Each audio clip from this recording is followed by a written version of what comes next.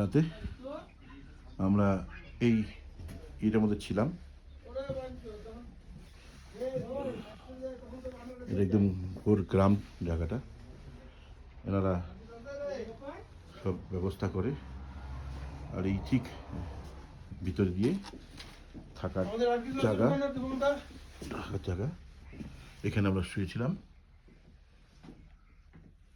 এখন উঠে বেরিয়ে আসতেছি আমরা সেই দিয়ে। রান্না করেছিল এখানে ওনারা আমাদের খাওয়ানোর জন্য। বাইরে নজারাটা দেখে নাও, যা সুন্দর দেখা, চারিপাশে বরফ।